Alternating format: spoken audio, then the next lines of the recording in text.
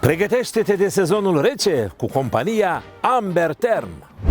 De crede cineva că schimbarea unui cazan vechi pe altul nou se rezumă doar la procurarea acestuia din magazin? Greșește! Acesta e un serial cu multe episoade. 1. Pentru a monta un cazan nou, e limpede că trebuie să-l demontăm pe cel vechi. 2. Trebuie schimbată toată robinetăria veche și filtrele de apă, deoarece în majoritatea cazurilor anume ele se oxidează în interior și devin nefuncționale. Pentru a efectua aceste lucrări, e nevoie suplimentar de țevi și accesorii. Foarte des, trebuie schimbată țeava de evacuare a fumului. Manopera de demontare-montare a cazanului costă bani grei și, important, trebuie efectuată de specialiști calificați.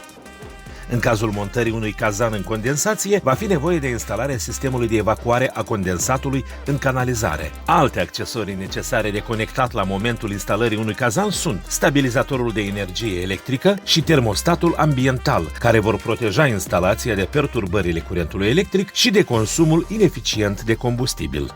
Schimbă cazanul vechi pe unul nou, modern, bazat pe ultimele tehnologii și fă o economie de combustibil de până la 40%. În prețul cazanului intră nu doar centrala termică, ci și un set întreg de accesorii și servicii. Tubulatură de evacuare a gazelor, stabilizatorul de energie electrică, filtrele de apă, termostat ambientă, demontarea cazanului vechi, montarea celui nou, punerea în funcțiune și reglarea, contractul pentru deservirea de 1 an. O altă noutate pozitivă este că la toate cazanele Ariston, compania Amberterm oferă o garanție în exploatare de 6 ani. Ulterior, lucrările trebuie testate, apoi cazanul trebuie reglat și pus în funcțiune de către inginerii companiei licențiate în domeniul gazificării. Pentru a înregistra utilajul nou instalat în baza de date a furnizorului de gaze naturale, este obligatoriu necesar un set complet de documente pe care Amberterm vi le oferă la procurarea cazanului.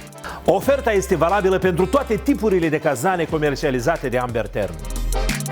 Și toate astea de la o singură întreprindere, licențiată în domeniu, cu un centru unic autorizat de producător.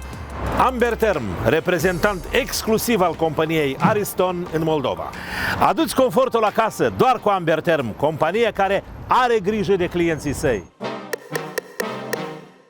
Important! Pentru a evita confuziile, compania Amberterm recomandă să procurați cazanul în set cu tot echipamentul și serviciile necesare de la una și aceeași persoană juridică.